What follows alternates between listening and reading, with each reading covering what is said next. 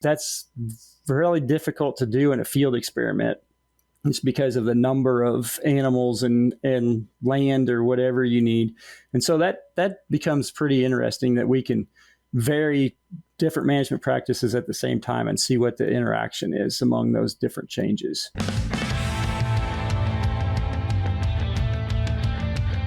So welcome to another episode of the Beef Podcast Show. My name is Dr. Stephanie Hansen. I'm a feedlot nutritionist at Iowa State University. And today's guest is Dr. Phillip Lancaster from Kansas State University. Phillip was born and raised on a family livestock and crop farm in West Central Illinois. He earned his BS degree in agricultural science from Western Illinois University in 1999.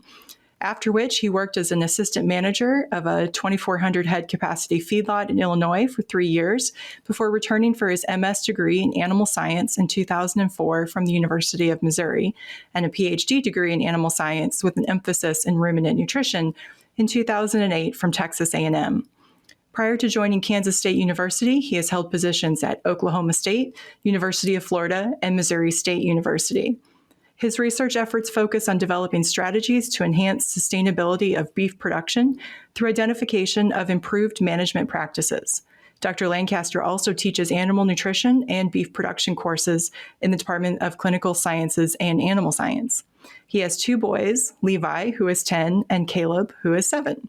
Welcome to the show. Thank you, Stephanie. Good to be here. And I feel like we kind of came around in sort of a similar time frame and stuff. So we were having a little bit of a catch up before we started hitting record here and stuff. But you've kind of become a little bit of a jack of all trades down there, Phillip. Yeah, I have a little bit. And especially with some of the moving around I've done, I've had to develop my skills in several different research areas, which has come in handy in some places, but also kind of makes you feel like you aren't as, I'll say, in depth or, as knowledgeable on one specific area as you would like to be because you haven't had that time to focus on that one area as much. Yeah. So we were talking a little bit before we hit record about some of the things that you are focusing on right now. And there's some really cool stuff that I think we want to share with our audience. So our audience members are folks who might be raising cattle themselves, either from the cow-calf sector or the feeder side or stockers, which you've done a little bit of work in kind of all of those sectors now. So I want to start by talking about some of the modeling work that you've been working on there. So can you walk us through a little bit about, maybe start by telling us a little bit about the Beef Cattle Institute there at K-State and kind of your role there and how you've kind of led into pulling together some of the data from some of the large yards like you were telling me about.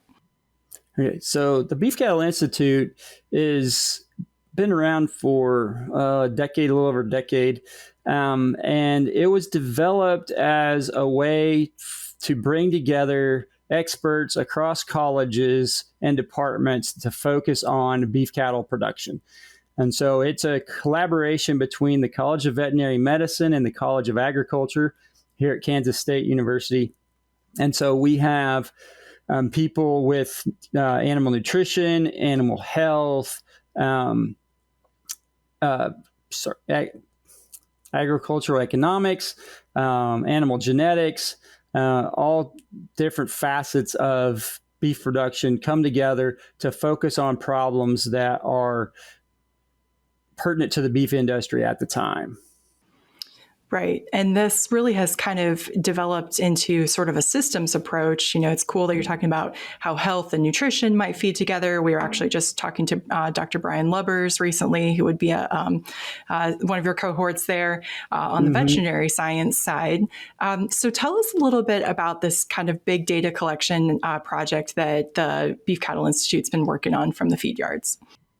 Okay, so for the last several years, we have kind of developed some relationships with commercial feed yards around the country where we collect their operational data on a daily basis through their normal data collection channels.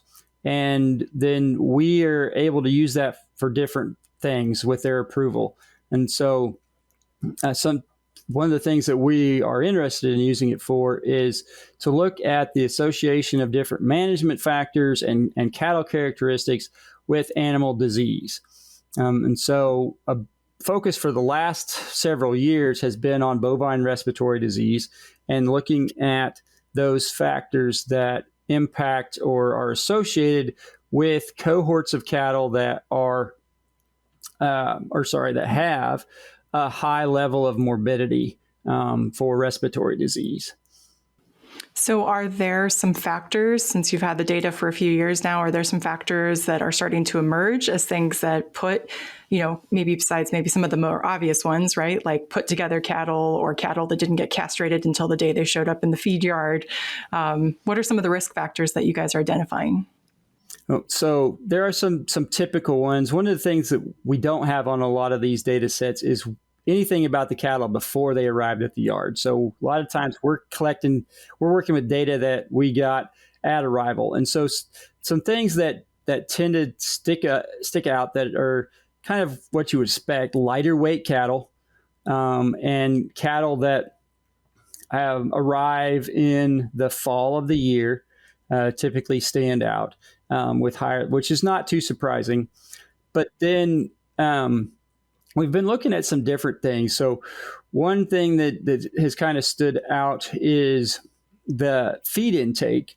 And so we've done a little bit of stuff with feed delivery data, and we're just starting to try to get into that since I've joined the group in the last couple of years.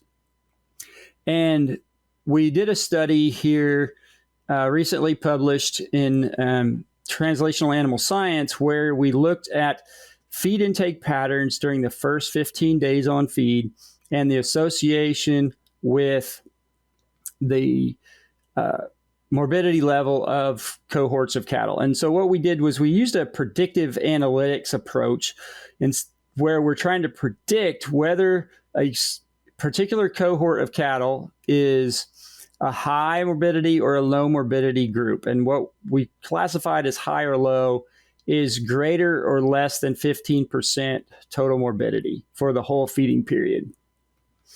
And one of the interesting things that came out of that was that we put all kinds of different characteristics into that model, and the things that stood out time and time again were the change in the feed intake from day to day in the first week. So,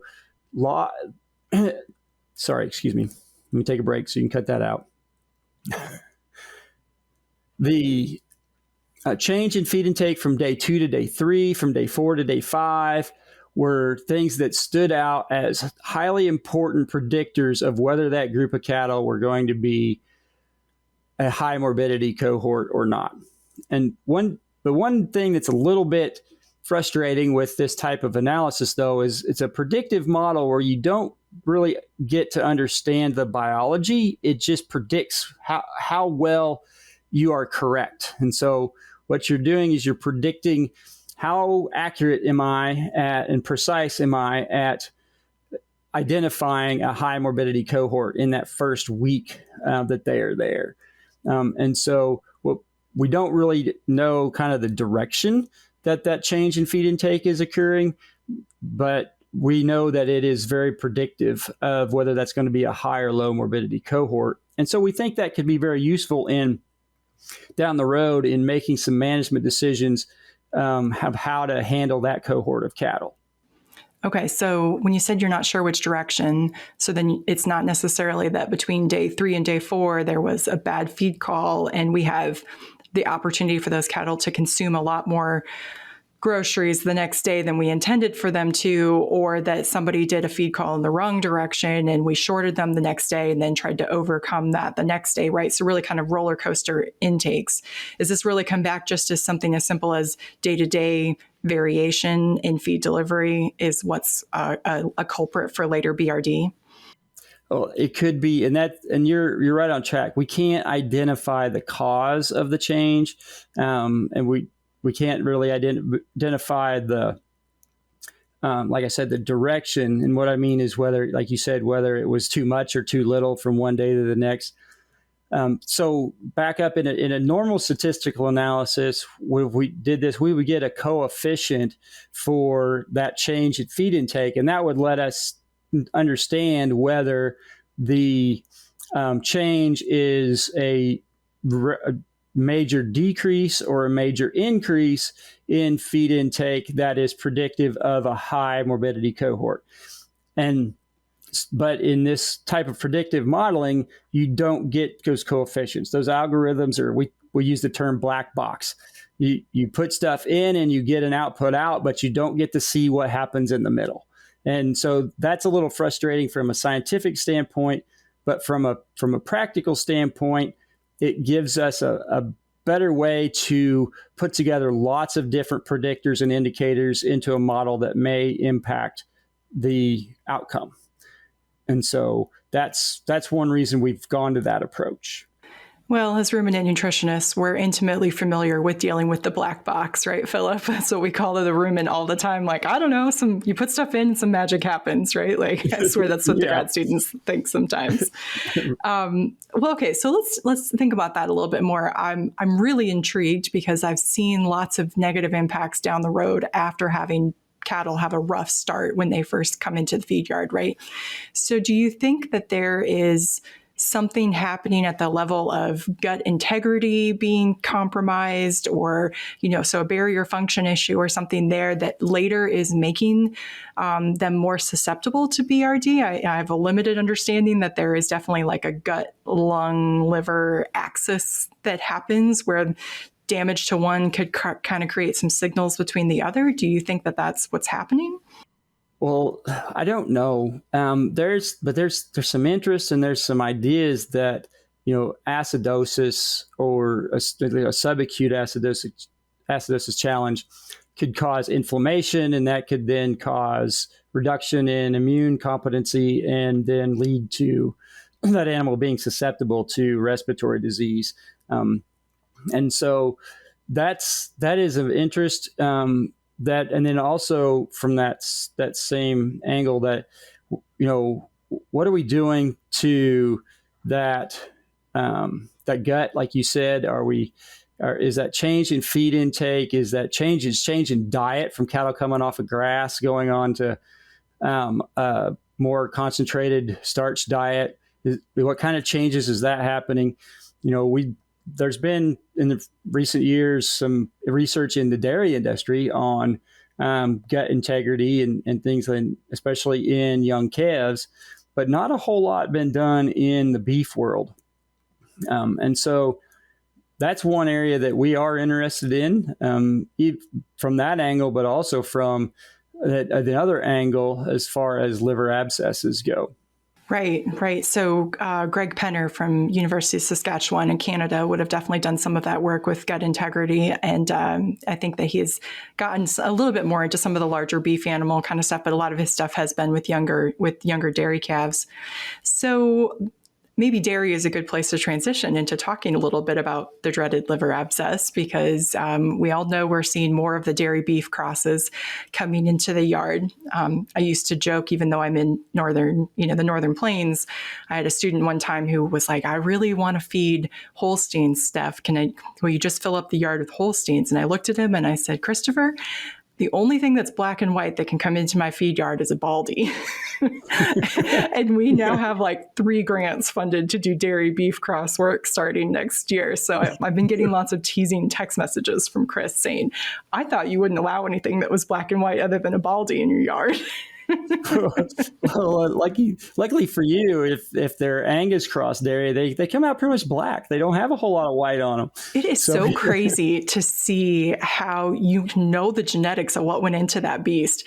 And, they can look everything from straight Holstein to straight Angus and everything in between. So if anybody thinks they can go to the sale barn and look at that beast and say, oh, I know what he is, you're wrong. Yeah. Some of them you can tell, but the others you can't. Yes.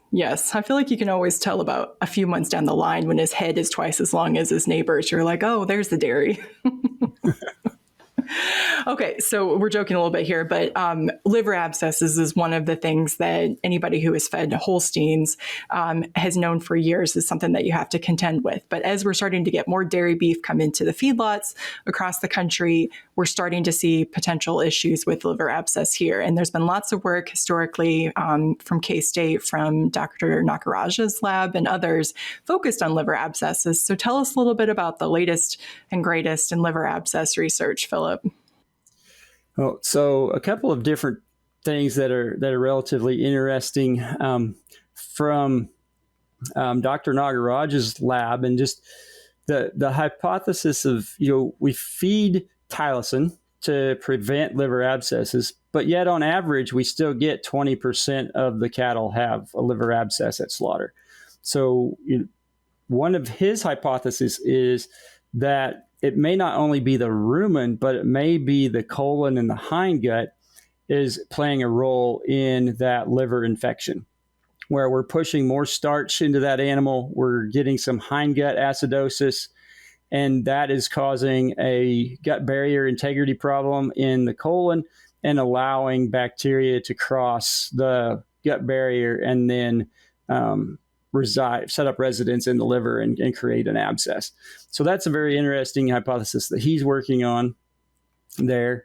And then we're also trying to look at, on this beef dairy system, where during the production phase are these abscesses occurring? Where's the insult that is resulting in this higher level of liver abscesses? Is it something during the calf ranch phase? Is it something in the grow yard? Or is it later on in the finishing period when these animals are just eating a lot more starch? And so we're having a larger gut integrity problem during that period. And so we're trying to do some research to look into that question. Okay, so I want to come back to that in a second and ask maybe how you're trying to address some of that. But for any of our, maybe back up a second, for any of our listeners who aren't familiar with the terms of things like gut integrity. So if we think about our gastrointestinal tract, in the ruminant animal, that rumen has actually lots of different cellular layers. It's actually a relatively thick and robust tissue, which it needs to be, right? It sees all kinds of stuff that animal consumes. From that Holstein that we were joking about, it might be wire or bolts or whatever else his tongue decided to pull out of your feedlot that day. But the point is, it needs to be pretty tough, right? And then when we get down into the small intestine and then down into the things like the cecum and others, we're talking about a single layer of cells there. So it's a much, much weaker tissue. It's still strong, but it's much more easily damaged. And I think that lends a lot of credence to this hypothesis that damage might be much more readily occurring downstream of the rumen. I've thought about the small intestine. There are literally miles of absorptive surface area in the small intestine if we were to unwind it and stretch it all out in these ruminants. So there's a lot of places for that damage to occur. Yeah, and there are a lot of pathogenic bacteria that reside in the gastrointestinal tract, and that barrier between them and the internal components of the animal is critical. I mean, and so if we do things that damage that allows those pathogenic bacteria then to cross that barrier and cause an infection in the animal. And so that's part of our research question. Yeah, absolutely. It's easy for us to forget that actually just that barrier in itself, like our skin and then that gut lining, is one of our number one host defense mechanisms, right? Keep stuff out that we don't want to get in. It's like what I always teach in nutrition. Isn't nutrition silly? We eat something big, we chew it down, we digest it down, we break it down to single things like glucose or an amino acid or a mineral. We absorb it, and then we often send it to a place and rebuild it on location. It seems so inefficient when I teach that to students, but I'm like, hey, you only want little stuff in, and that's how you create the barrier, right? Yeah. Yep. Yeah. Okay. So tell us a little bit about, so I'm super interested in this. One of our challenges, of course, with feeding dairy beef crosses is that they're on feed for 150 million days. I mean, a year. It feels like 100. It feels so long. How are you guys trying to narrow down what part of that production system? So you talk about everything from the newborn calf to the calf ranch to the first, days in the yard, all the way out to finish. How are you trying to narrow down where and there those liver abscesses might be occurring?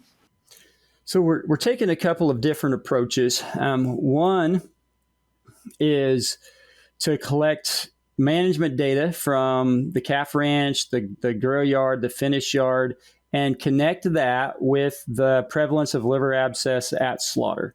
And so then we could see what segment of the production system is most associated with those high prevalence of liver abscess. So we collect data from lots of different operations that use different management practices, and then we can see what is associated with that high prevalence of liver abscess. And then the other approach we're taking is necropsies. And so we are necropsying cattle that just naturally die throughout the production system, and particularly in paying special attention to the liver, taking some liver samples and looking for signs of abscess or signs of an inflammation and other immunological changes in the liver of animals that die throughout the whole production system. And so kind of interesting, kind of a pilot project to that. This last summer, we did that at some yards in Kansas, and these were beef animals, not beef on dairy cross, but we necropsied about 400 calves over the summer that died at these yards. And what was interesting in a couple of different things that was interesting, we saw liver abscesses all the way from the first few weeks on feed all the way to the final stage. But we had a higher prevalence later on in the feeding period than we did calves that died early on in the feeding period. One thing we also saw was that none of those cases that had a liver abscess had any gross gastrointestinal lesions. There was no ruminitis that we could identify grossly, or hemorrhagic intestines or anything like that on those cases. We did have some ruminitis. We did have some hemorrhagic abomasums and intestines, but those were not on cases that also had liver abscesses. So we found that very interesting. And then our overall prevalence was lower than what you expect at slaughter. So our overall prevalence was about 6%, whereas at slaughter, we typically expect about 20%. So whether that is because these calves are dying before they get to slaughter, most of them, or it's because that liver abscesses don't necessarily kill very many cattle, and so our sample population was not necessarily, obviously, wasn't representative of cattle that still lived, but that was interesting things that we saw out of that, and we also took some gastrointestinal tract samples from those liver abscess cases, and we're doing some more microscopic analysis of those to see what's potentially going on in that gut barrier that we just talked about. So if you think about some of the calves that you would have had necropsies on at the very early part of the feeding period, would you be talking about like some 400, 500, 600 pound calves that should have been primarily on forage-based diets at that time? Yes. Probably. I don't know. I need to get the diet information on that. But yes, we did have young calves or lightweight calves that we necropsied.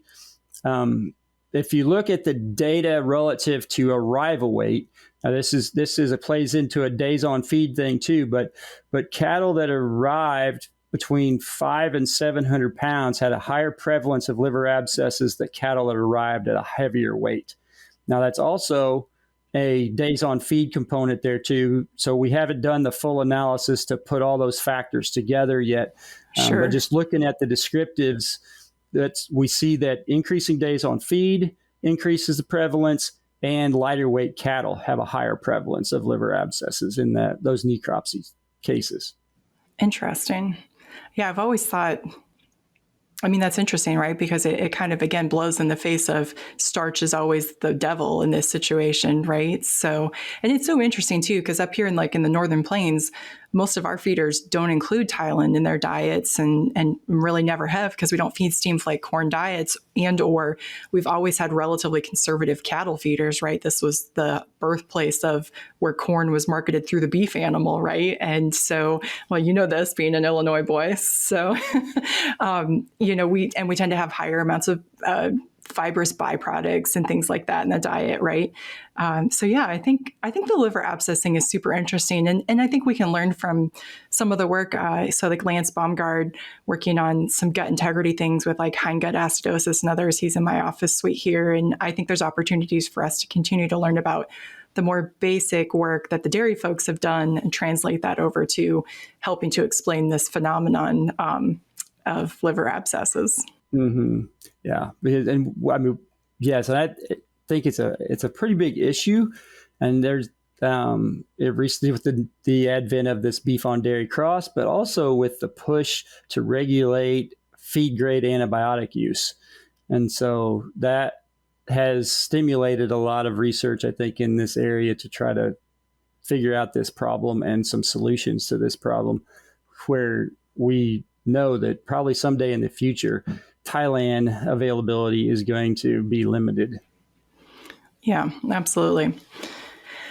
So another one of your kind of many things that you work on there that we wanted to talk a little bit about was some of the work with this cow herd simulation software. So I teach an advanced nutrition class. I don't teach our cow-calf management class, but I know you have teaching roles in animal nutrition and beef production courses. And it sounds like not only is a research tool, but this simulation software could be a pretty cool teaching tool. Yeah, it could be a teaching tool. Let me give you a little background on it to begin with. So we developed the software or the program to simulate a cow herd over time. And so a couple of things that are unique about it is that it is dynamic in the fact that it builds over time. So changes that happen in a particular production cycle affect what happens in the next production cycle. And then it's also stochastic in that it models each individual cow within a herd, and it adds variation. Not every cow in the herd is modeled exactly the same way. And so it adds variation in mature size, in milking ability, pregnancy rate, those kind of things. And so we get a distribution of outputs from this model that then let us evaluate probabilities. What's the probability that I'm going to have cows that don't get bred if I do this management practice? What's the probability that I'm going to be profitable if I do this or that? Those kind of things. And so instead of just getting a single answer, we get a range of answers that then we can use then to estimate what's the chances of this or that happening if you implement a certain management practice. So give us a couple of examples. Are you talking about things like we have a drought year, so that could be something you could put in, or, we had a heat wave. And so I had a bunch of cows cycle back and, ended up with a lot more opens at the end of the breeding season than expected. Give us our listeners a couple of examples of inputs, I guess you'd probably call them, that you would put into the simulation. So yes, we can model lots of different things. It can be changed and tweaked, but yet those examples that you gave, yes, we can do those. And one of the interesting things that we're trying to do is we're trying to couple this model with a soil and plant growth model. And so that then we can model a full grazing system with a cow-calf production system as part of that whole system. And we can see what happens with soil carbon. We can see what happens with nitrogen phosphorus losses. We can see what happens with cow pregnancy rate. And one of the things that we're really interested in is this resiliency to weather extremes and things like that. So droughts or very high rainfall or and even not just temporal variation, but also spatial variation. Is the same system effective in one part of the country versus another part of the country? And so how can we try to better adapt our management system to local environments?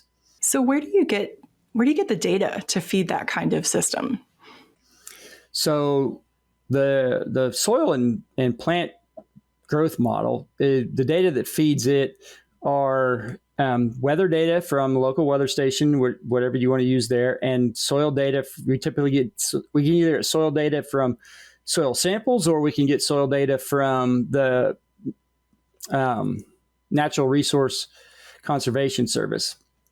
But then the plant parameters and all that kind of stuff to model the plant growth has all come from empirical experimental research on different plant species and varieties and things like that. There's a list of in that model, there's a huge list of different plant species that have parameters that can be modeled. And then on the animal side, again, we pulled a lot of information from published literature to build a distribution of what's the probability of a cow getting pregnant each estrus cycle. What's the probability of a cow aborting? What's the probability of a calf dying before weaning? What's the distribution, the genetic component to it? What's the distribution of the variability in mature size, weaning weight, milking ability, those type of things that all go into that model. That then the model pulls a number out of that distribution for that particular animal, and then that's the genetic component for that animal, and then that's what happens to that animal throughout the whole simulation of her life, until she comes up open and is culled. This is totally going to date me, but do you remember the Oregon Trail software for being in school? So you bring that up. So you bring that up. Yes, my boys found a card game Oregon Trail at the store a couple weeks ago, and we've been playing it. And then they realized, hey, there's a computer version of this game. Yeah, like a DOS version or whatever it was, right? Like arrow over and arrow down, and you got a snake bite and you died, or you got diphtheria or whooping cough or something like that. And all I could think as you're talking about this, Phillip, is like your like undergraduate students being like, oh man, heat stress, like 20% of my cows came open again, like Yeah, exactly. I have not tried to use it in the classroom yet. We've been using it for research. I have not tried to use it in the classroom. One thing is it's not simplistic. Let me put it that way. It's not the interface. It's not made where you can just put in some numbers and it runs. The interface is basic R programming software, and you have to go in and change code and whatever to change the parameters. Yeah, I've messed around with R a little bit. I'm lucky to have Dr. Apahami in the office next to me to explain what the heck I just did wrong. Yeah. Well, I think eventually it could be a kind of a cool tool, but also even as a research nerd, like it'd be very cool to go in and be like, what if I mess with this? Oh, that actually has one of the biggest impacts on this. So if I look into my carryover year, we need to go back and do some research on that factor that we just messed with to see how we can improve it. Mm-hmm. Yeah, I really like that. It gives you a good guide for field experiments. And then also one thing that I like about it is that it lets me evaluate lots of different scenarios at the same time, or lots of different changes in management at the same time, and look at the interactions that happen. That's really difficult to do in a field experiment. It's because of the number of animals and land or whatever you need. And so that becomes pretty interesting, that we can vary different management practices at the same time and see what the interaction is among those different changes. Yeah, well, that's very cool, and such a neat potential tool for systems research, since systems research is by definition extremely complicated. Yeah. And so one of the things we did with it, Stephanie, was we looked at some different changes and how it might impact sustainability of a cow-calf system. We looked at 4 different parameters, or 4 different changes that we could possibly make, and how those would impact the outcome. The 4 things that we looked at, one was, what if we could reduce the maintenance energy requirements of the cattle? If we could decrease the postpartum interval of the cows, if we could increase the digestibility of forage, and if we could increase the forage productivity per acre, and how those things impacted two main parameters we looked at. One was, what is the impact on the amount of feed required per pound of calf produced? And the other one was, what was the profitability or return on investment of that cow herd?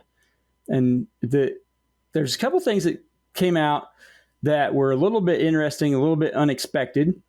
we always think that reproduction has a very big impact on herd profitability and outcome. But when you're already doing a pretty good job with your reproduction, the amount of change that we could make in the postpartum interval had very little impact on the overall outcome. It's the things that really hurt you is when you have one of those bad years, and you end up with a lot more open cows than you normally do. And those are the things that hurt you when you're already doing things well. The thing that stuck out the most was changing the maintenance energy requirements of the cow herd. That made a huge difference in two aspects. One, the cows could maintain body condition easier.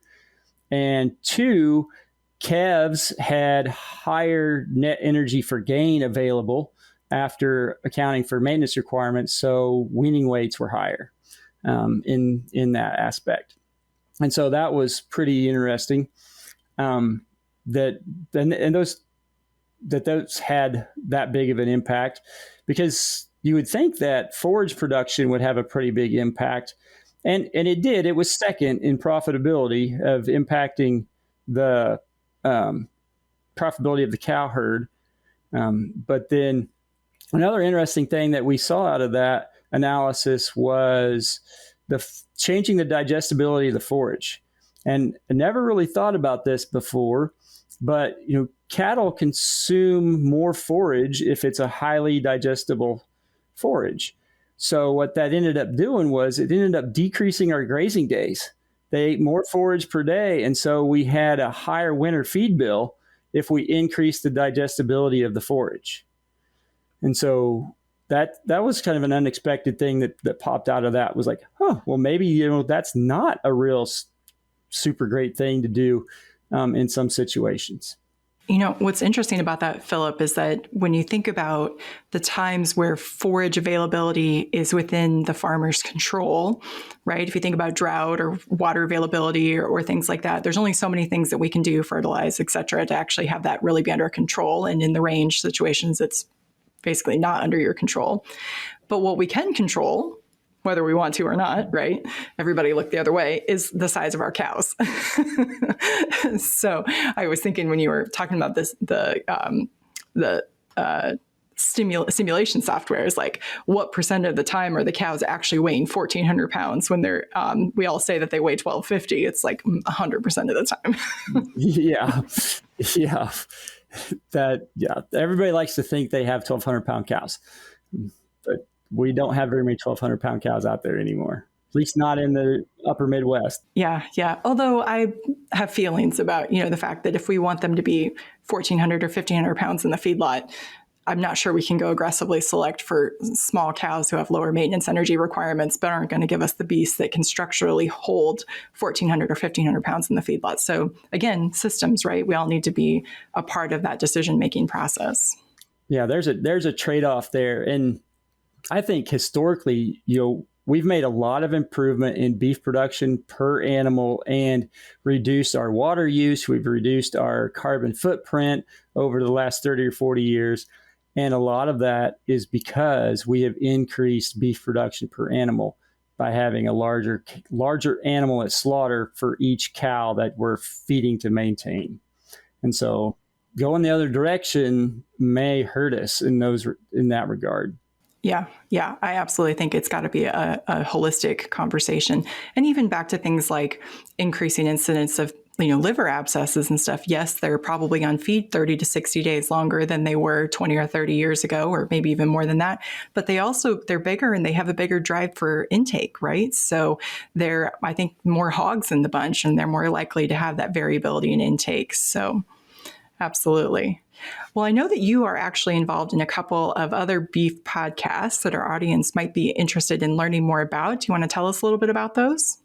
Yeah, sure, Stephanie. So the Beef Cattle Institute has a couple of different podcasts. One that's been going on for about 3 years, and that is our Cattle Chat podcast.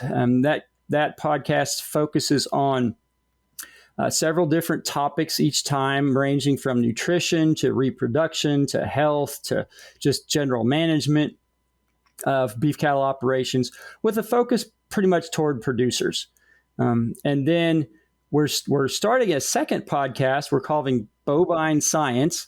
And that podcast is going to be more in-depth, one-on-one discussions on different topics. So again, kind of the same topics: repro, economics, nutrition, health. But we're going to do a one-on-one and go more deeper, and that's geared more toward the professionals out there. So veterinarians, sales consultants, sales technical reps, those types of people that would be more interested in more in-depth discussion on different topics. Awesome. Well, those both sound great. I think I might have to check out the new one when it comes out. So we're getting ready to wrap up here, Phillip, and we've got 3 questions that we're trying to ask all of our guests at kind of the end of our time together. So are you ready for these? Okay, I guess. We'll see what I can come up with. Okay. What is your favorite beef resource? I guess being a nutritionist, I've got to say the NRC. is one of the top ones. But then, I think that's obviously a pretty big one. And then just, journal articles. Okay. What is a book not related to beef that you're currently reading? Oh, man. Let's see. So there's one that we have been reading through kind of as a group on predictive analytics in medicine. And so not related to beef at all. It's human medicine. As it have applications to what we're trying to do in veterinary medicine. Nice. That's my favorite thing about science. We can learn so much from the human people, as I like to call them. Yeah, they have all the money to do stuff. Exactly. Thank you for doing that expensive, big research so I can apply it to beef cattle. Yep, exactly. All right. Third and final question, Phillip. What is a trait of someone you know that has allowed them to be successful? A trait of oh boy, that is a really good question and a really tough one. I would have to say a couple of the people that I work with at the Institute that have been around for a while. One of them is just a very, open-minded type of learner. He has his bias, but he's not afraid to call out his bias and learn something new and keep digging and keep going. And then the other one is very good at putting other people ahead of himself, helping out somebody else and making other people look good that are doing things. And so I think those 2 traits are really, I think, something I've seen that makes for a very successful person in research environment. Yeah, that's awesome. And that's pretty cool that you get to work with those individuals. Yeah, I've got to say that, maybe I'm biased, but I've been lots of different places, and this environment at the Beef Cattle Institute is one of the best collaborative environments I've ever been a part of. Yeah, that's awesome. Well, Phillip, this has been great. We really appreciate your time today. And thank you so much for being on the show. Yeah, thank you for having me, Steffi. I really appreciate it.